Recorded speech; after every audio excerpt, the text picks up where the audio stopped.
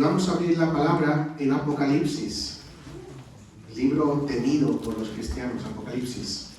Vamos a ir al capítulo 2 y vamos a leer del versículo 1 al 7. Este texto es tremendamente conocido, todos lo hemos leído, las cartas de Juan a las 7 iglesias. Hoy vamos a leer la carta a la iglesia de Éfeso. Y capítulo 2, versículos del 1 al 7. Yo lo estoy leyendo desde la versión de las Américas, la Biblia de las Américas, y dice de esta manera: escribe al ángel de la iglesia de Éfeso, el que tiene las 7 estrellas en su mano derecha, el que anda entre los 7 candelabros de oro, dice esto: yo conozco tus obras, tu fatiga y tu perseverancia, y que no puedes soportar a los malos, y has sometido a prueba a los que dicen ser apóstoles y no lo son, y los has hallado mentirosos. Tienes perseverancia y has sufrido por mi nombre y no has desmayado. Pero tengo esto contra ti, que has dejado tu primer amor. Recuerda, por tanto, de dónde has caído y arrepiéntete. Si no, y haz las obras que hiciste al principio. Si no, vendré a ti y quitaré tu candelabro de su lugar, si no te arrepientes. Sin embargo, tienes esto, que aborreces las obras de los nicolaitas, las cuales yo también aborrezco. El que tiene oído, oiga lo que el Espíritu dice a las iglesias. Al vencedor le daré de comer del árbol de la vida que está en el paraíso de Dios. Tremendo este texto, ¿verdad? Disculpadme un segundito, esto se me ha cerrado, cosas del directo. Tremendo este texto.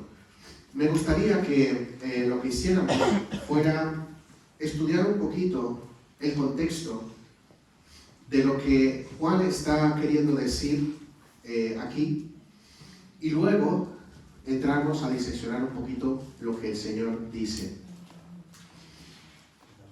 Es muy interesante entender primero en el lenguaje en el que está escrito este libro. Esta carta es una carta especial. A lo largo de la historia, los cristianos hemos separado los 3 primeros capítulos, que son, las cartas a las 7 iglesias, del resto del libro. Y se ha cometido un error a la hora de interpretarlo, y es que al separar el mensaje, tomamos las cartas como una carta y luego el resto del libro como una especie de premonición del futuro, ¿no? ¿Qué pasa? Que a lo largo del tiempo ha habido muchas malas interpretaciones.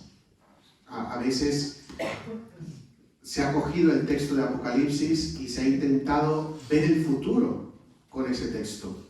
Y han surgido cientos de personas a lo largo de estos 2000 años que han marcado el día y la hora en la que Jesús iba a retornar, haciendo una mala interpretación de este libro.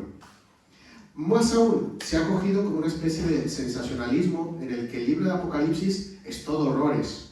Dios matando millones de personas, todo es sangre y muerte y destrucción, pero se pierde el objetivo original de este libro. El objetivo de Apocalipsis no es ver el futuro. El libro de Apocalipsis es un libro de esperanza para los cristianos. ¿Por qué? Porque está escrito con un lenguaje concreto, que se llama lenguaje apocalíptico. Disculpad un segundo. ¿Cómo está aquí? ¿Está enfermo? El lenguaje apocalíptico surge en el año 250 a.C. y se extiende hasta más o menos el 150 después de Cristo.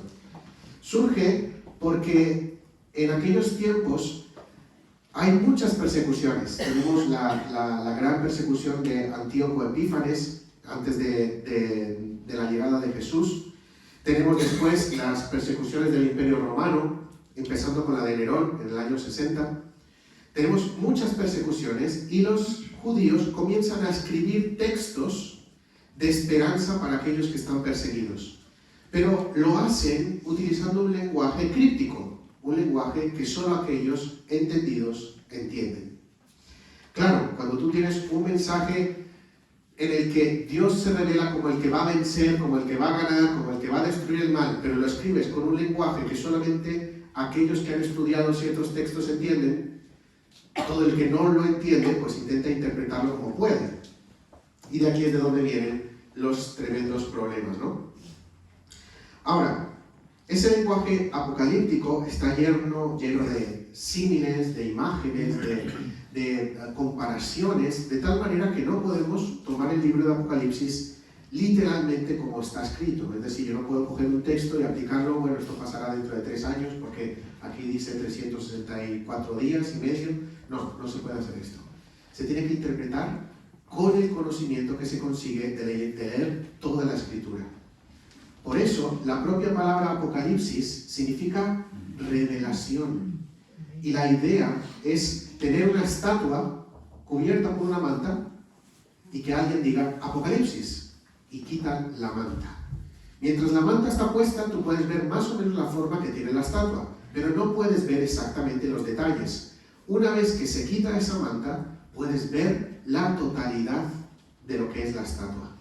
Ahora, si nos fijamos en el capítulo 1, versículo 1, dice, esta es la Apocalipsis ¿de quién? De Jesucristo. Por lo tanto, a lo largo de todo el libro de Apocalipsis, incluyendo las cosas terribles que aparecen, son la revelación de Jesucristo. ¿Qué quiere decir esto entonces? Que el libro de Apocalipsis es para toda la iglesia de todos los tiempos.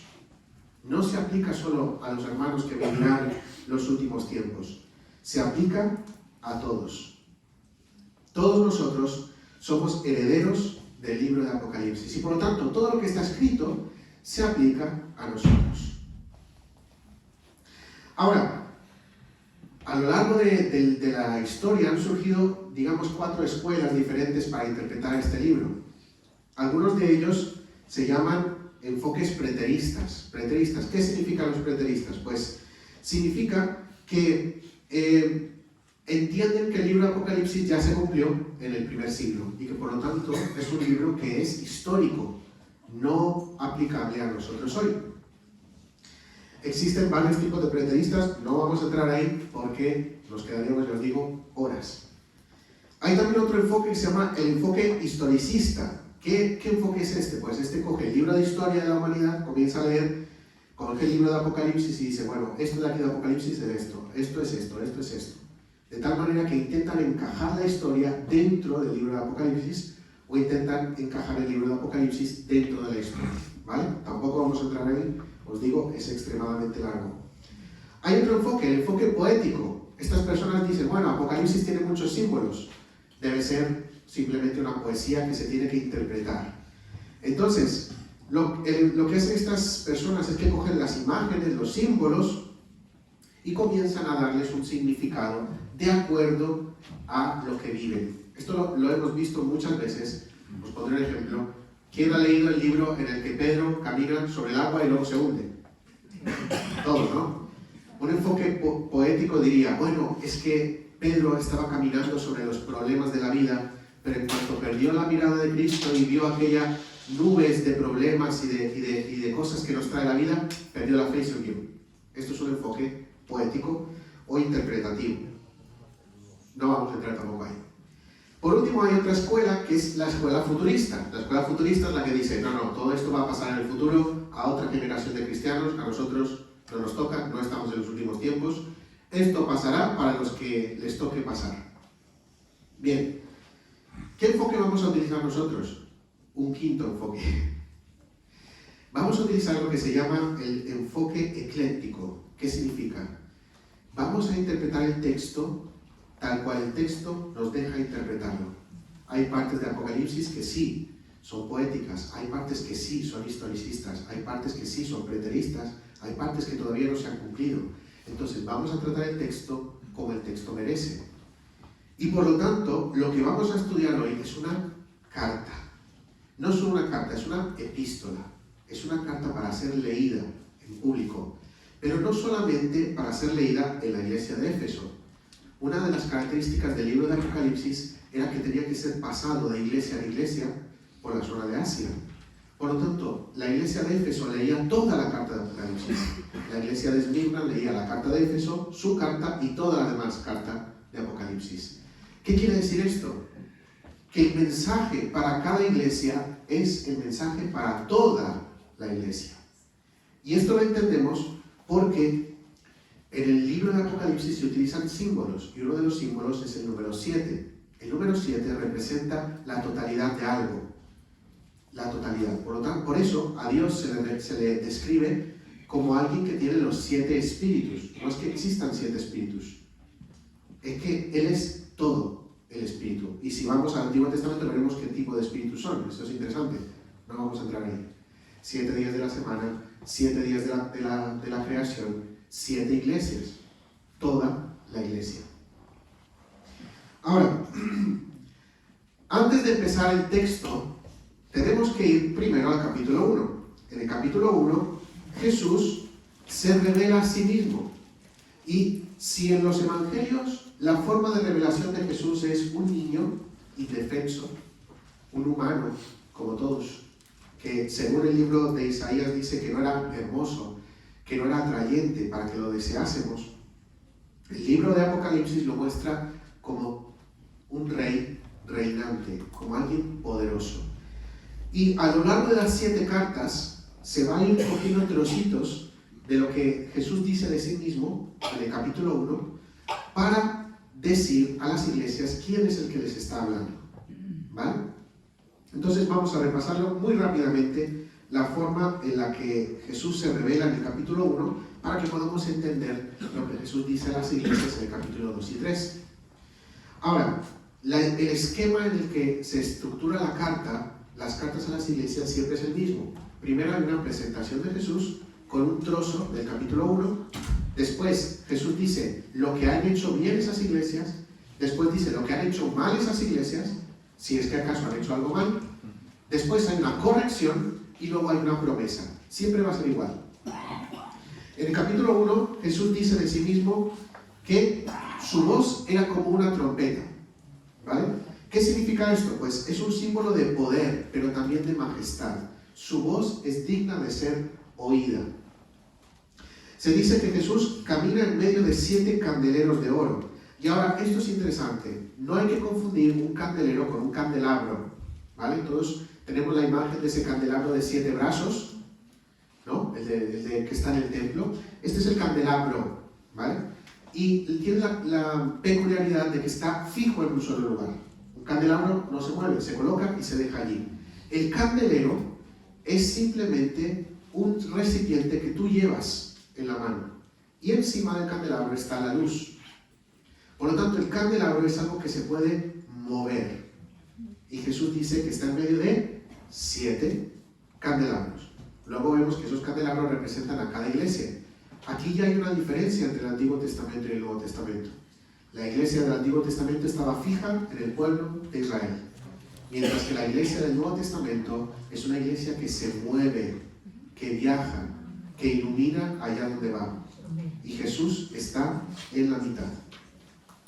Se dice que está vestido con una ropa que llega hasta los pies, ceñido en el pecho con un cinto de oro. Esto representa a una persona de gran dignidad y autoridad. Y el cinto probablemente hace referencia a su estatus de sacerdote. Recuerdan que los sacerdotes llevan el pecho vestido de oro, adornado con oro. Una persona en aquel tiempo que tuviera el vestido largo significa que no corre, no trabaja, manda. Es una persona importante. Si se fijan, esa descripción también concuerda con la descripción de Ezequiel, que dice que las faldas del Señor llenaban todo el templo. ¿Qué quiere decir? Que su dignidad estaba por sobre todas las cosas. ¿Vale? Se dice que sus cabellos son blancos como la lana, ojos como llama de fuego, pies de bronce. Cuando leemos esos detalles tenemos que ir al Antiguo Testamento para ver qué significan. El blanco significa pureza, pero cuando se refiere al cabello se refiere a la sabiduría. Por eso, dentro de la ley mosaica, se pide que respetemos a nuestros mayores, los que tienen el pelo blanco. Porque si tienen el pelo blanco significa que son sabios y tenemos que respetar esa sabiduría.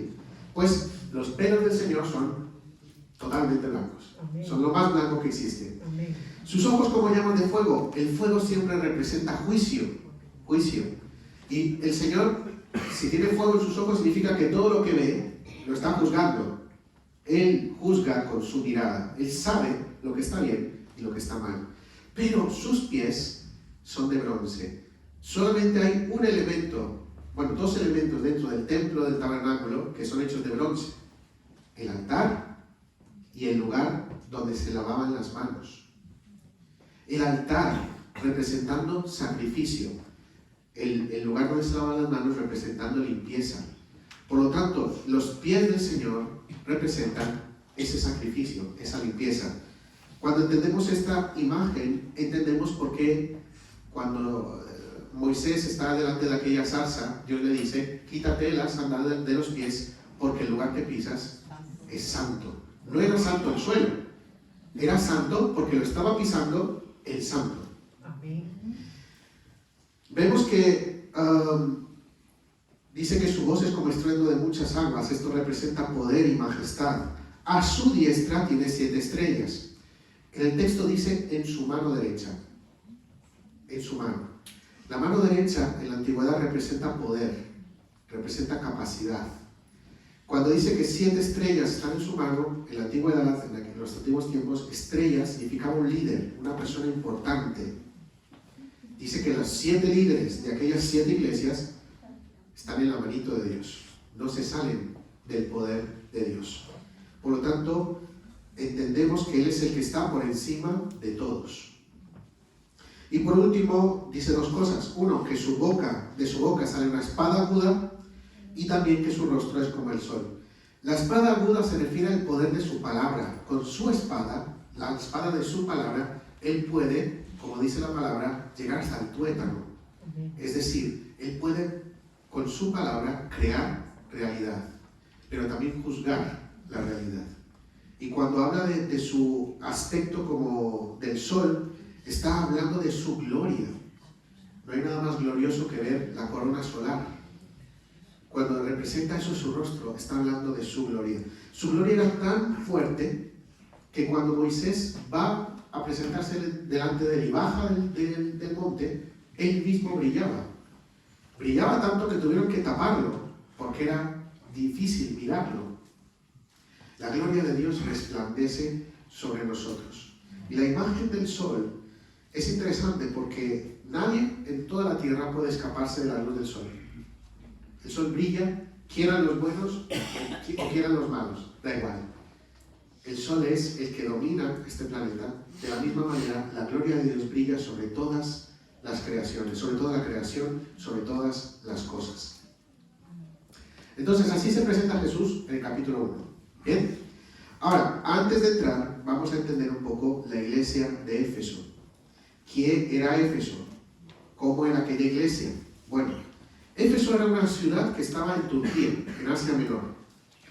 Se caracterizaba porque era tremendamente pagana. Allí había el culto a Artemisa o a Diana de los Efesios.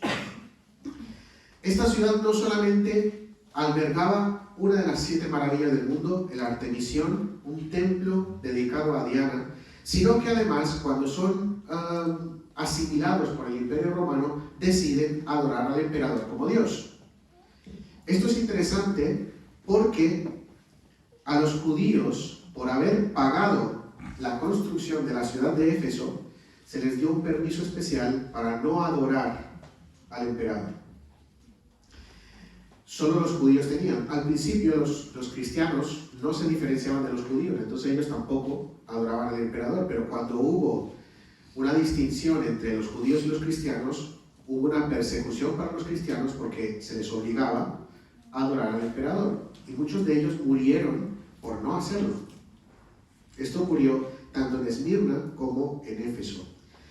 Pablo se nos dice que fue el que funda aquella iglesia, trabajó mucho tiempo en Éfeso y después llegó el apóstol Juan. También se nos dice que María, la mamá de Jesús, vivió en Éfeso y fue donde finalmente murió. Se nos dice que Éfeso era una ciudad que tenía 250.000 habitantes. Era enorme. Era un centro comercial clave y su cultura era griega y romana. Se destacó por el culto a Diana, no a la Diana que tenemos nosotros en mente, que es una muchacha con un arco, que es la Artemisa, ¿no? Esta Diana era una mezcla entre Occidente y Oriente. Se la representaba por una mujer con 100 pechos. Cada pecho representaba poder, representaba, ¿cómo decirlo?, el poder de la naturaleza para crear vida. esta era la Diana de los Efesios. ¿Y cómo se adoraba a Diana de los Efesios? Bueno, pues tenían un grupo de sacerdotes que normalmente eran eunucos, que celebraban el culto, pero también tenían un grupo de prostitutas sagradas. Estas prostitutas eran las que adoraban a Artemisa o a Diana con su cuerpo. También se nos dice que había una tradición enorme de ocultismo y brujería en aquella ciudad. Esto lo vemos en Hechos 19. Cuando Pablo predica, dice que sacan un montón de libros de ocultismo y los queman, y que su valor era como 150.000 denarios. Esto es una locura, es tremendo. Entonces, en aquella ciudad se mezcla la inmoralidad sexual, el ocultismo y la brujería. El culto al emperador, lo cual es idolatría. Pero aparte, había un gusto por el dinero. Esto lo leemos también en Hechos 19. Se nos dice que cuando Pablo llega y empieza a predicar de Jesús, claro, la gente empieza a convertirse, deja de comprar estatuillas que se hacían en honor a Artemisa. Y claro, los que hacían el negocio dijeron: Pablo nos va a quitar aquí el dinerito, tenemos que expulsar a los cristianos. Había un culto al dinero. Por lo tanto, no era una ciudad muy amante de Dios. Era todo lo contrario a lo que un cristiano busca. Pero, hermanos, eso es exactamente el mundo en el que estamos viviendo hoy. El mundo ama el dinero, ama el sexo, ama el ocultismo, ama la brujería. Los dirigentes de este mundo quieren ser adorados como dioses. Y todo el mundo busca adorar algo que no es Dios. Adoramos a nuestros amigos, a nuestras familias, adoramos al cantante de turno, adoramos el dinero, adoramos el placer. Estamos viviendo en una Éfeso moderna. En aquel momento, el templo de Artemisión era encima el banco de aquella zona. Todos los ricos llevaban el dinero al templo de Artemisa porque era un lugar seguro. Hoy en día, el sistema capitalista es adorado por todos. Todos queremos consumir, buscamos más dinero para consumir más. Por lo tanto, seguimos en la misma ciudad. Y quiero recordar que Éfeso también tiene una carta de Pablo, la carta a los Efesios. Un tremendo discurso de Pablo luchando contra los judaizantes. Por lo tanto, vemos que es una ciudad que recibió mucha palabra de Dios, tanto por Pablo como por Juan. Ahora, ¿qué les dice Jesús a esta ciudad? ¿Qué le dice a esta iglesia? Y por lo tanto, ¿qué nos dice a nosotros hoy? Lo primero es, escribe, en el versículo 1 del capítulo 2 dice: escribe al ángel que está en la iglesia de Éfeso, el que tiene las 7 estrellas en su diestra y el que anda en medio de los 7 candelabros de oro, dice. Mucha gente ha intentado decir que como se le habla al ángel, se le está hablando al líder de la iglesia, ¿no? Al pastor. Pastor, este mensaje es para ti. Y todo el mundo hace como: bueno, no es para mí, es para el pastor. El pastor es el que tiene que poner las pilas. Mira, la palabra ángel en griego significa enviado. Y este texto, esta frase en el griego se puede leer también: habla al ángel de la iglesia que está en Éfeso. Si la iglesia es un todo, cualquier persona que es enviada se convierte en un ángel. ¿Entendéis? Por lo tanto, hablarle al ángel de la iglesia que está en Éfeso es hablarle a esa parte de la iglesia que fue enviada por Dios a vivir en aquella ciudad. Es decir, todos nosotros. Es como si yo dijese: habla a los enviados que están en Manacor.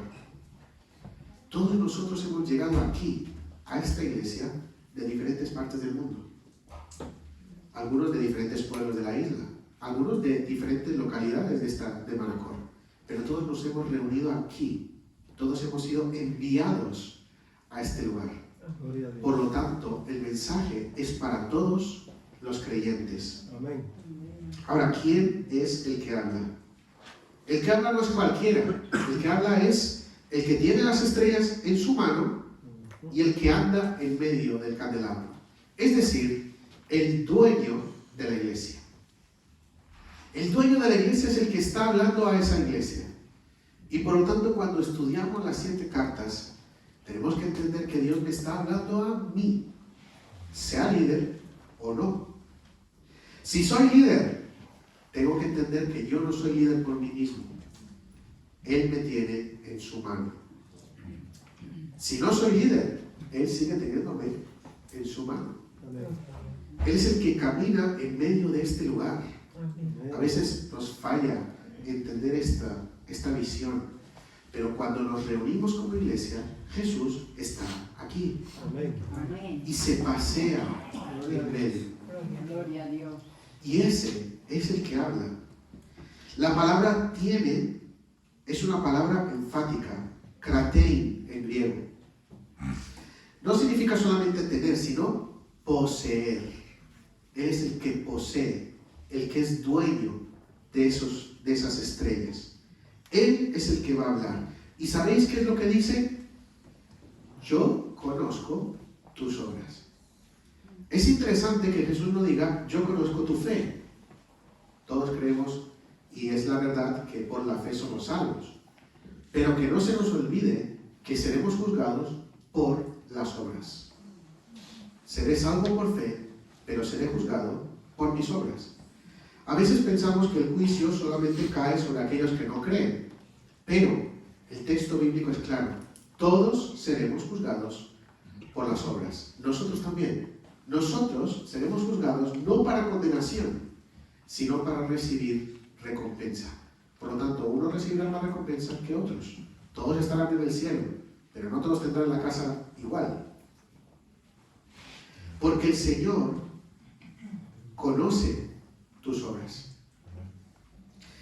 Cuando Jesús dice esto, sabe lo que está sucediendo en aquel momento, en aquella iglesia. No es algo escondido para Él. Dios sabe lo que está pasando aquí. Dios sabe lo que está pasando en Vilafranca.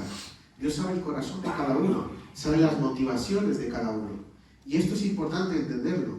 Porque todos somos trabajadores de la obra de Cristo. Amén. Y esto, por favor, hay que tenerlo claro. Ningún cristiano fue hecho para venir los domingos y sentarse y ya. Todos hemos sido llamados a trabajar en la obra. Si no trabajamos en la obra, se nos va a demandar. Se nos va a demandar lo que hemos hecho y lo que no hemos hecho. Ahora, trabajar hay muchas formas de trabajar. No solamente la alabanza, no solamente la predicación. Hay que mantener el local, hay que visitar a los hermanos, hay que llevar comida al que no tiene comida, hay que llevar ropa al que no tiene ropa, hay que predicar el evangelio en las calles, en las casas, a las familias.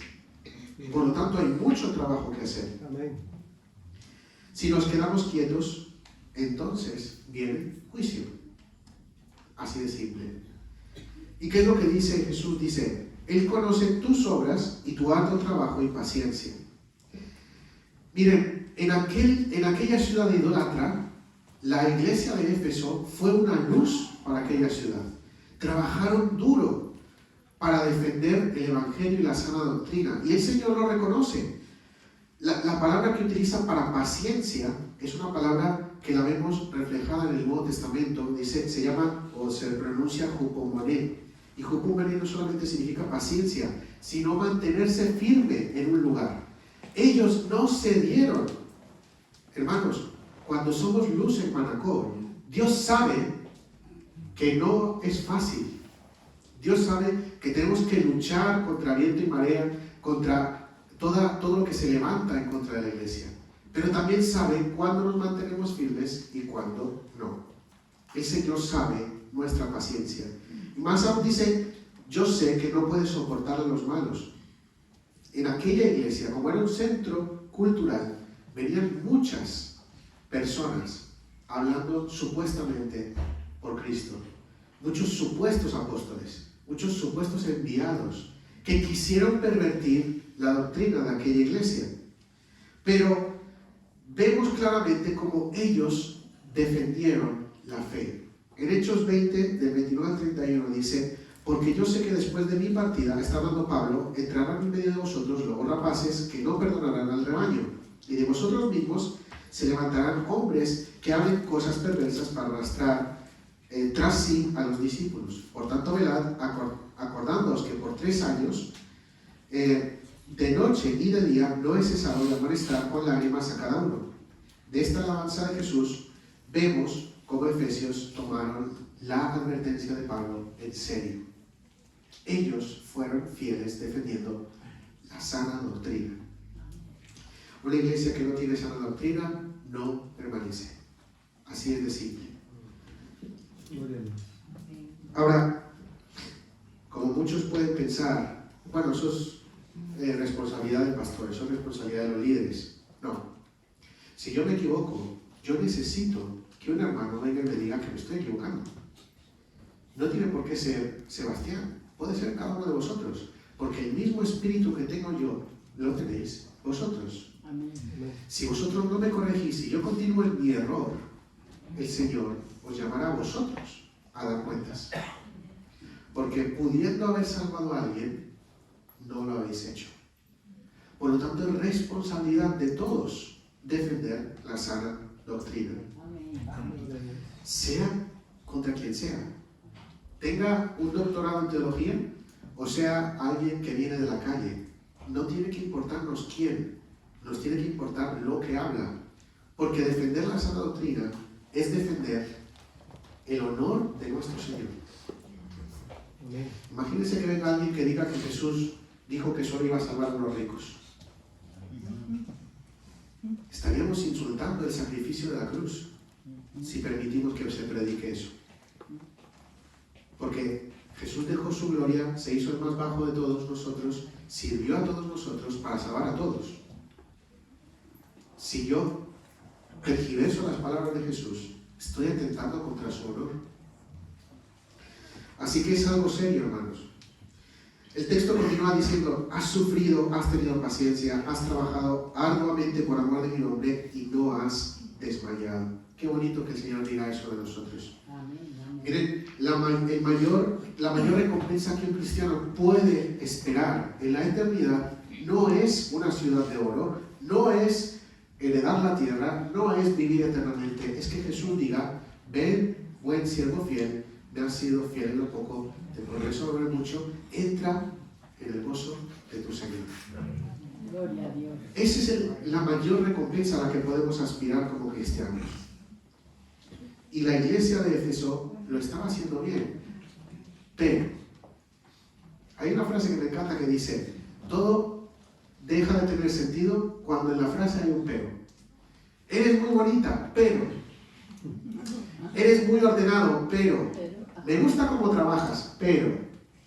No, sí, eso me parece bien, pero. Cuando uno dice un pero, todo lo que viene antes se acabó.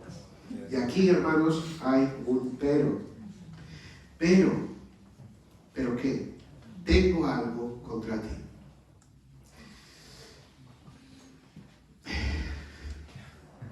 A veces pensamos que el Señor nos mira con ojos de complacencia. Yo hago lo que puedo, el Señor lo sabe. Y el Señor: sí, yo sé que tú puedes, que estás haciendo lo que puedes. Tranquilo, hijito mío. No, el Señor es un jefe. Por eso se le llama Kyrios, el Señor, el amo, el dueño. Tú no vas a ver a un señor, un amo, viendo a un esclavo limpiar mal el suelo y que le diga: está haciendo lo que puede. Bueno, eso te va a dejar sin comida, porque o limpias bien o no comes. El amo tiene la autoridad para demandar de aquellos siervos lo que él considera que es justo. Sabemos que este Kyrios es bueno, es amor, es santo, pero sigue siendo Kyrios. Y aquí le está diciendo a la iglesia: esta parte, bien, sigan así, pero tengo algo en contra de ustedes. Y hermanos, el Señor también tiene cosas en contra de nosotros. En contra de esta iglesia, en contra de Vilafranca, en contra de la iglesia de Mallorca. Porque aunque intentamos obedecer al Señor, muchas veces no hacemos todo lo que nos correspondería hacer. Y sabemos que estamos haciendo menos de lo que podríamos hacer. Ahora, ¿por qué el Señor dice esto? ¿Para castigarnos? ¿Para denigrarnos? No, para corregirnos. Porque Él quiere que lleguemos a ser como Él. Y si Él lo dio todo, quiere que su iglesia lo dé todo. Amén. Pero has dejado tu primer amor. Voy a hablar dos cositas aquí y os pido disculpas si me quedo unos minutos más, pero es que es muy importante entender esa parte. Lo primero que dice es, has dejado, no dice has perdido. Hay una diferencia entre dejar y perder. Cuando yo pierdo algo, no sé dónde está. Cuando yo dejo algo, sé exactamente dónde está, pero voluntariamente lo he dejado. Y este texto dice, has dejado tu primer amor.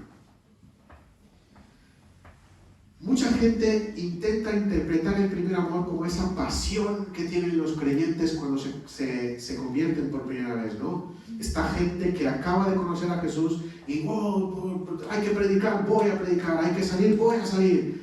Y uno dice, ese es el primer amor, ¿no? Esa intensidad.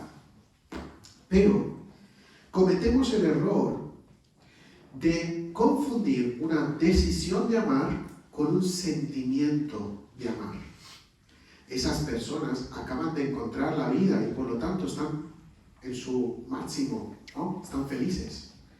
Pero con el tiempo llega la madurez y en la madurez ese sentimiento debe transformarse en una decisión. Voy a poner un ejemplo. Mi amada esposa y yo nos conocemos desde hace muchos años. Cuando empezamos a salir juntos como novios, era ella. Yo miraba las flores del campo y decía, ninguna tan bonita. Y todo el día me levantaba y lo primero era Victoria. Hay que darle buenos días a Victoria. Me iba a acostar, hay que decirle buenas noches a Victoria. Miraba cualquier comida, esto le va a gustar a Victoria. ¿Por qué? Porque era el primer amor, ¿no? Y era una emoción. Y yo decía, ella es perfecta. No hay otra mujer como ella. O sea, de la perfección, ella es. Gloria a Dios. Pero luego llega el matrimonio.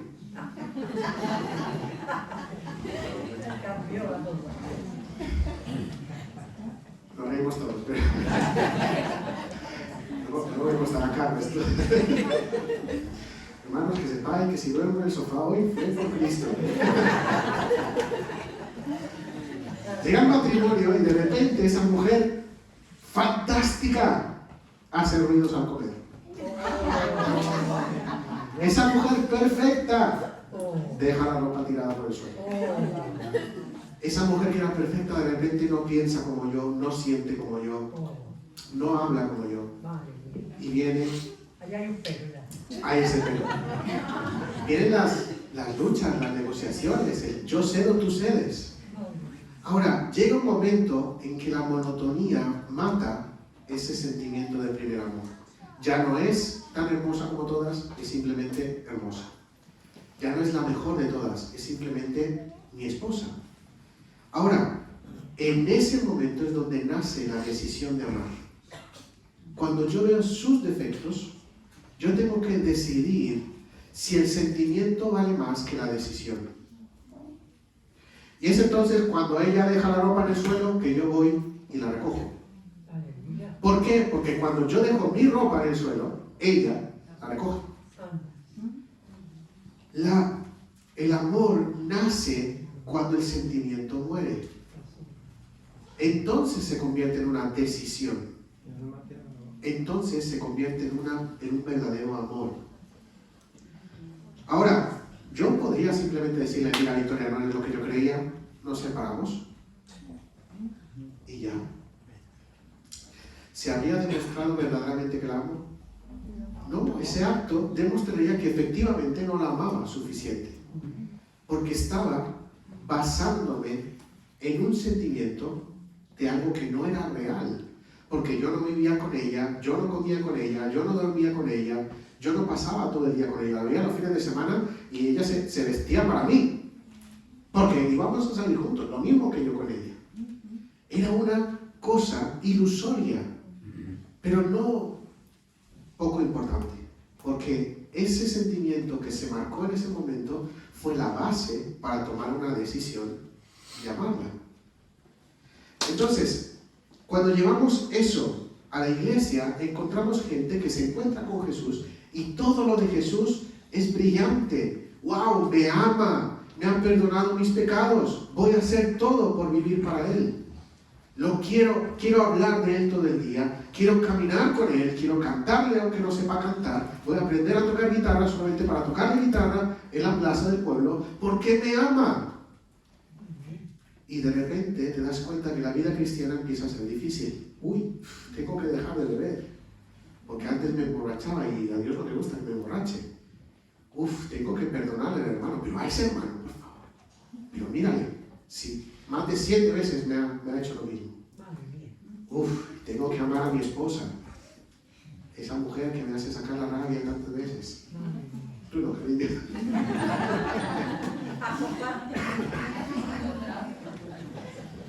Y vemos de repente que la vida cristiana significa morir a mí y vivir para Él. Y morir duele. Y entonces empezamos a bajar ese sentimiento hasta que a veces nos encontramos mirándonos al espejo y diciendo, voy a la iglesia porque tengo que ir a la iglesia. Voy a perdonar al hermano porque tengo que perdonarlo aunque no quiero hacerlo. Voy a amar a tal persona, pero voy a aparentar que la amo, pero en mi corazón no la he amado de verdad. Y nos enconamos en esa situación. Y de repente miramos hacia atrás y decimos, ¿cuándo cambié? ¿Por qué ya no me siento feliz? ¿Por qué ya no me basta esta vida cristiana? ¿Por qué de repente el mundo me ofrece libertad y lo estoy viendo como libertad, aunque antes lo veía como esclavitud? ¿Por qué? Pues eso es lo que Jesús les está diciendo a esta iglesia. Ellos habían centrado todo su esfuerzo en tener una sana doctrina, habían defendido la fe, se habían diferenciado de aquella ciudad, habían dejado la idolatría, habían dejado las fiestas de Diana, habían luchado hasta la muerte, pero llega un momento en sus corazones que se dan cuenta que lo están haciendo por obligación, lo están haciendo porque es lo que toca. Y esa pasión, ese primer amor, murió. Ahora, hay una cosita un tanto interesante, y es que la filosofía platónica centra su metafísica en que Dios es lo que se conoce como el motor primero, ¿no? Él es el primer motor y todo es consecuencia de Él. Si tú vas hacia atrás, todo efecto tiene una causa, y la primera causa en la filosofía platónica es Dios. Pero para Platón ese motor era inmóvil, no se movía, no hacía nada más que simplemente ser la causa primera de todo. El pensamiento, digamos, filosófico cristiano coge esa idea y nos dice que efectivamente Dios es el primer motor de todas las cosas, Él es la causa primera, pero lo añade sobre una idea más. Dios es amor. La causa primera de todas las cosas es amor. Por lo tanto, si yo hago algo sin amor, estoy haciendo algo sin Dios. ¿Cómo puedo amar al hermano sin Dios? No se puede. ¿Cómo puedo vivir una vida para Cristo sin Cristo? No se puede. Necesito amar. Hay un ejemplo que me gustaría colocar rápidamente para no extenderme mucho. Lo encontramos en Juan capítulo 21. Encontramos una figura que todos somos como él, Pedro. ¿Todos somos Pedro? Somos los que hablamos primero sin saber, somos los primeros en decir, Señor, yo te seguiré hasta la muerte, y cuando viene la muerte somos los primeros en correr. Pedro había acabado de traicionar a Jesús, lo traicionó 3 veces. Cuando un judío niega algo 3 veces, la tercera lo tiene que negar con maldiciones, porque está diciendo que eso que está negando es así, y lo tiene que negar con maldiciones. Si tú lees el texto en el que Pedro niega a Jesús, lo primero dice, no, lo segundo dice, os aseguro que no, y lo tercero dice, maldiciendo, dijo, no le conozco, en la cara de Jesús. Y Pedro se encuentra en ese estado en el que han traicionado al Maestro, a la persona que la noche anterior le dijo, yo te seguiré hasta la muerte. A diferencia de Judas, que también traiciona a Jesús, pero este se suicida, Pedro llora amargamente cuando se da cuenta de que Jesús ya sabía que lo iba a traicionar. Y se queda así, porque Jesús ha muerto. Cuando Jesús resucita, Pedro es el primero que va a la tumba, junto con Juan. Ve la tumba vacía y cree, pero no está sano. Su corazón sigue mal, porque ha traicionado al Maestro. Y en el capítulo 21 de Juan, Jesús le espera en una playa, le prepara el desayuno y hay una conversación entre Jesús y Pedro. Jesús le dice: Pedro, ¿tú me amas? La palabra que utiliza ahí es agapao. ¿Me amas incondicionalmente? ¿Lo harías cualquier cosa por mí? La respuesta de Pedro ya no es un Pedro subido, es un Pedro humilde que dice: Señor, tú sabes que yo te quiero, fileo, te quiero como amigo. Esto es como alguien declarándose a su querida y que la querida diga sí, pero como amigos.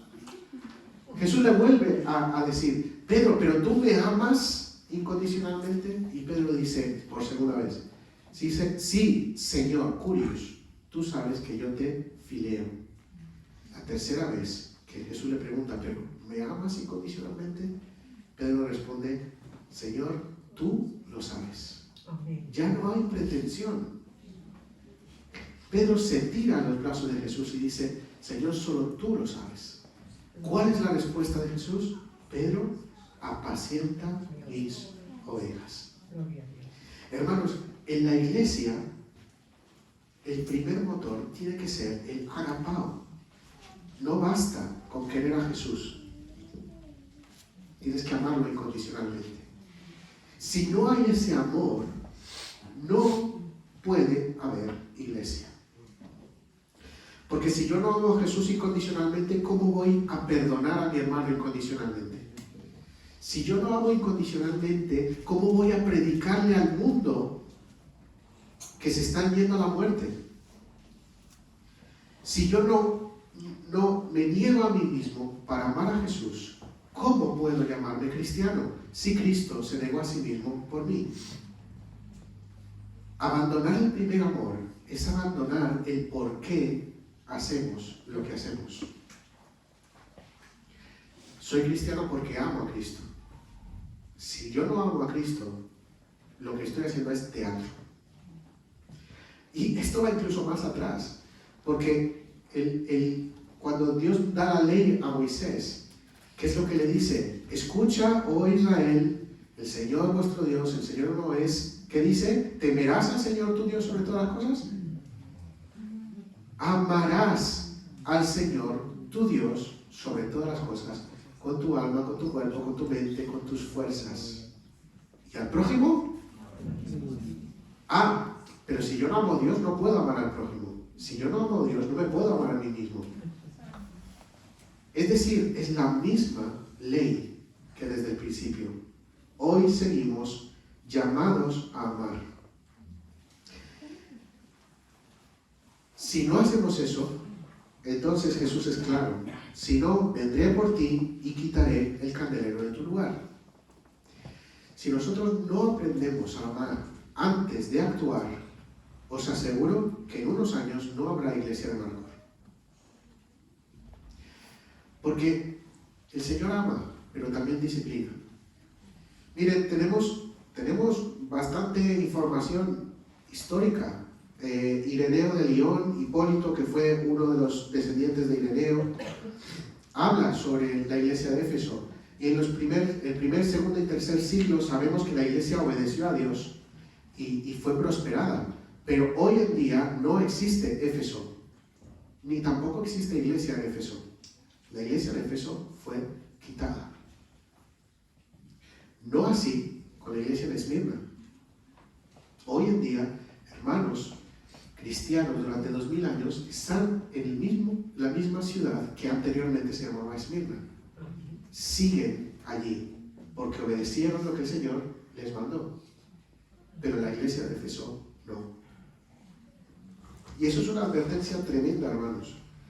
La vida cristiana no se puede tomar a la ligera. Cuando el dueño de la iglesia dice algo a la iglesia, nosotros obedecemos. Si no, vamos a ser quitados. No significa que ellos dejaron de ser salvos. No, la salvación viene por fe. Pero no fueron prosperados como iglesia. Ahora, esta advertencia de Jesús no es, o sea, es grave, pero Jesús también tiene en cuenta una cosa más, y con esto ya me gustaría terminar. Dice el texto, pero, otro pero, ¿os acordáis? Esto lo has hecho mal, pero, no te entristezcas. Iglesia, no te entristezcas. Hay cosas que sí estás haciendo bien. Y una de ellas dice que aborreces las obras de los nicolaitas, las cuales yo también aborrezco. ¿Quiénes eran los nicolaitas? Bueno, hay varias teorías. Una de ellas dice que son unos seguidores de uno de los diáconos que fueron puestos por Jesús al principio, el tal Nicolás. Perdón, por Jesús no, por los discípulos. Dice que este hombre empezó a predicar cosas que no eran y apartó a parte del pueblo. Esta es una teoría. Otra teoría nos dice que la palabra Nicolaos significa los que hacen vencer al pueblo.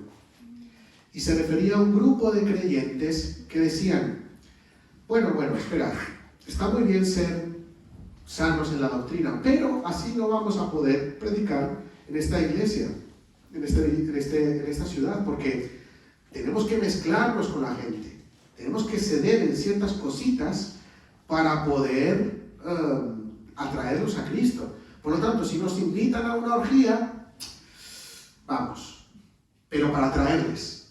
Si nos invitan a comer de este ídolo, vamos y comemos, porque tenemos que socializar con ellos, pero para atraerlos. Y este grupo comenzó a relajar a la iglesia, haciendo que cayeran en pecado. Estos eran los nicolaos, los que se ponen de acuerdo con el pueblo, los que dicen, bueno, no tenemos que ser diferentes a esta sociedad, tenemos que mezclarnos con ella. Hermanos, esto es exactamente lo que estamos viviendo hoy en día. Todos quieren que pasemos por el aro. Todos quieren que relajemos nuestra doctrina, que relajemos nuestras normas. No, el pecado no se puede tolerar. Si toleramos el pecado, entonces, ¿qué nos hace diferentes del mundo? Tenemos que nadar a contracorriente. Justamente porque no toleramos el pecado, somos perseguidos. Pero si para nuestra seguridad, nuestra comodidad, permitimos ciertas cosas, entonces Cristo es insultado. Y aquí les dice, ustedes aborrecen esto. Esto, curiosamente, se repite otra vez en el versículo 15 del capítulo 2, para otra iglesia. Estos sí estaban permitiendo a los nicolaitas dentro de ellos. Hermanos, vemos que en este mensaje la iglesia hace cosas buenas y cosas malas, y el Señor alaba lo que hacen bien, corrige lo que hacen mal, pero también lo hace con esta iglesia, también lo está haciendo con nosotros hoy. Y el Señor termina con una promesa, pero es una promesa condicional: al que venciere, al que venciere. ¿Cómo se vence? Esa es la pregunta.